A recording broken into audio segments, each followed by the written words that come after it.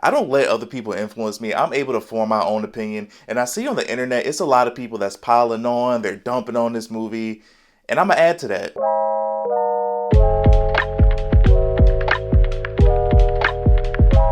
In America, I get that money talks, but we don't always need a sequel. And we are talking spoilers. If you have not seen this movie yet, come back later. Joker 2, I'm not even going to try to pronounce the actual name, is a movie that when announced, I thought was completely unnecessary, but the trailer won me over. I loved the first Joker movie despite its fair criticisms. I remember I saw Joker in theater, and then like a week later I went back and I saw Taxi Driver because people kept comparing the two, and I agree, it's generally kind of the same exact movie, but still, I love Joker. I would give the Joker like an 8 or 9 out of 10. I love the take that they had on Arthur. He wasn't at all what I was expecting. I love the tension throughout the movie, and the last 20 minutes of that film would have been perfect if they didn't show the Wayne family shooting. We do not need to see that in every Batman related film. And the thing that I love the most about the first movie is that it was supposed to be its own standalone film. Director Todd Phillips said in an interview that he had no plans of a sequel. This was supposed to be a great one and done, but in America, money talks. They made over $1 billion on the first movie. They decided to make an unnecessary sequel, and now it seems like it's universally hated. Joaquin Phoenix is back obviously as Arthur, and Lady Gaga joins the cast as Harley Quinn. When they announced that they were doing another movie, I was like, oh, he's in Arkham. Maybe we're gonna get some Arkham story. Maybe whether he wants to or not, he's gonna be forced to become some leader. And then it was announced that Lady Gaga was involved, and then it was announced that it was a musical, and that's kind of where I checked out. But when I saw this trailer, it won me back over. I still get horny every time I see this camera shot. I do not like this movie at all, but I don't like to just trash movies just to do it, because there are some things that I do like. I thought the acting in this movie was great. I'm a big fan of Joaquin Phoenix, but I get his acting in general may not be for everyone. I really enjoyed his movie Napoleon, even though he wasn't acting like Napoleon, he was just Joaquin Phoenix. Joaquin, I'm sure, got paid a lot of money. He could have just mailed this in, but he fully commits to this role. I don't see how actors do the body transformation, because he looked like he was like 110 pounds in this movie. He looked disgusting, and then he killed all the scenes where he had on his face paint and he was that confident Joker.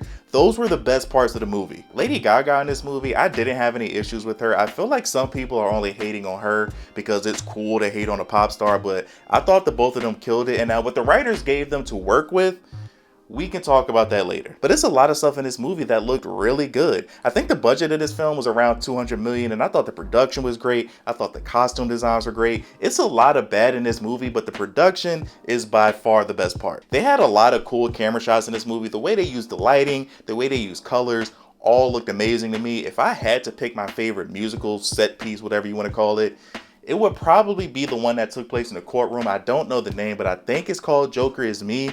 I thought the song was interesting, and again, the camera and the lighting work for that scene, incredible. That's probably the only positive things that I can say about this movie. I thought Joaquin and Gaga were great. I thought the production, the lighting, the costume designs, the makeup, I thought that was all great.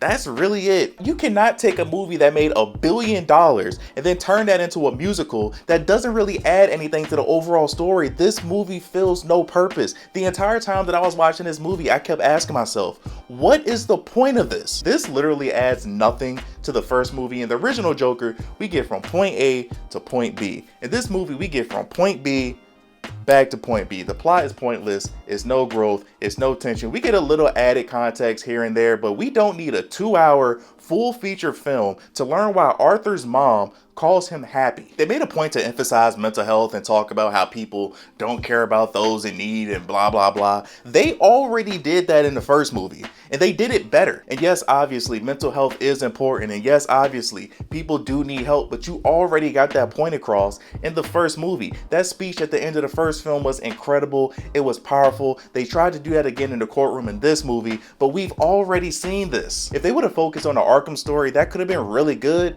but we only got a little bit of it. The courtroom drama in this movie could have been really good, but it seemed like they breezed through it. It was a couple of genuine cool moments in this movie, but every time they started to gain momentum, they would break into a song. Harley sets a fire, she causes chaos, and they try to escape Arkham. Let's break into a song. This interview scene with the reporter is getting really good, it's getting really intense. Arthur is losing control, he's falling into his emotions.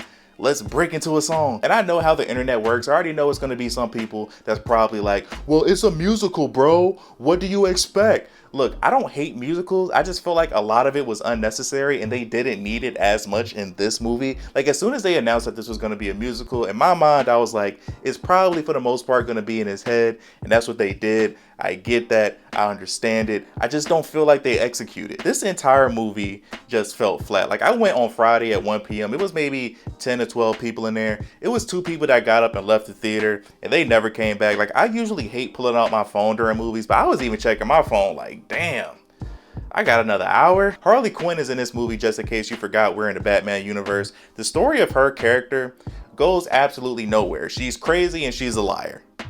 That's it. The first movie was heavily criticized because for a lot of people, they felt like it wasn't a Joker movie. It was a mental health movie that just so happened to take place in Gotham. And it's kind of the same here. They're kind of like, hey, remember, this is a DC Batman movie. Remember Harvey Dent? He is right here. And they even quickly show him as Two-Face. No. And I'm not even one of those people that I needed to see Arthur become this criminal mastermind, because I don't need that. He's not that. He is not that Joker. I get that and I respect that. But this is a mental health movie with the DC license. I feel like the use of songs could have been better if they cut back and used them sparingly. Like in the first movie, he was always dancing and stuff like that. So in this one, it makes sense for in his mind to break out onto a song. It's just, I don't need one every 5 minutes. You could have got this same exact point across in a regular conversation. At the end of the movie, the explosion at the courtroom, I don't really care about that. Harley breaking up with Arthur at the steps. By that point in the film, I was already mentally checked out. I do not care. I also feel like Harley breaking up with Arthur right there, that was all in his head. I feel like on a wide shot of the steps when he was walking up, she wasn't standing right there. I could be wrong because I'm partially blind. I need glasses. I might have just missed her, but I think that was in his head. And then Arthur gets stabbed by some random dude. And I already know some people are probably going to be like, well, that's the point. They purposely made him some random character because that just adds to the chaos of the Joker. It could be anyone. We all could be the Joker. I guess I get it. You probably had advanced English when you were in high school. It just fell flat to me. And they tried to flip what Arthur did to Robert De Niro's character in the first movie and had somebody do that to him. Like I said, it just fell flat to me. If you want to draw a parallel to the first movie, for me, I love that final scene where he's on top of the police car. He's dancing. He has a crowd around him. They're cheering him. He spreads the blood on his face and makes a smile. If you take that same exact scene, but you flip it and now it's the opposite. Now that crowd that was cheering him, now they're booing him. Now they're attacking him. Those people that was celebrating him, they're upset at him because he isn't the Joker that they all thought he was. And so now he might be getting beat up. Now somebody might stab him in the middle of all that. And that's how he dies instead of alone by a random dude in a jail cell. But I don't know. This movie was pointless. As of this recording, Joker 2 is projected to make around 46-47 million or less in its opening weekend. Again, it has a budget of around $200 million. On Rotten Tomatoes, it has a critic score of 32% and a fan rating of 31%. And I hate to say it, but I'm right there with the fans and the critics on this one. I'm going to give this movie a 3, which is a bad on my scale. This is now one of the lowest rated movies on my channel. The only movie to rate lower than this is Madam Web. I gave that movie a 2.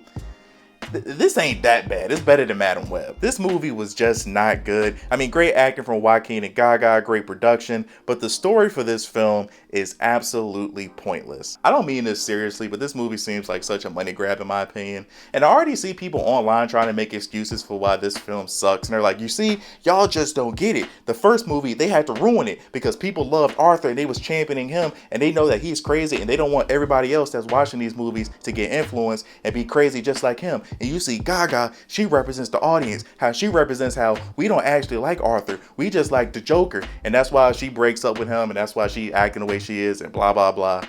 I don't want to hear none of that, man. This movie was bad, yo. This movie was not good. And I feel bad for creatives because especially when you have a set idea and you set up for something and it's only supposed to be one movie and then Hollywood comes knocking on your door and offers you a big bag. So for most people, obviously, you're going to take it. That just sucks. And that's why I'm extremely nervous about Squid Game on Netflix. I think season 2 comes out in December. I feel like with that show, the creator said it was originally supposed to be just a one and done show. But then that show went on and got 1 billion trillion streams. And now they're coming out with another season. So We gonna wait and see with that. But thank you guys for watching. Like, subscribe if you're new here. We talk about a bunch of different things on this channel. What are your thoughts on this movie? Did you like it? Did you hate it? Do you feel like this movie is getting unfairly criticized? Do you feel like people are just piling on at this point? I mean, I have not seen that many positive reviews. You have people trying to make excuses here and there, but for the most part, overwhelming majority seems to think that this movie sucks. But let me know your thoughts in the comment section below. Love you guys. Tell someone you love them. Until next time, see you in the next life.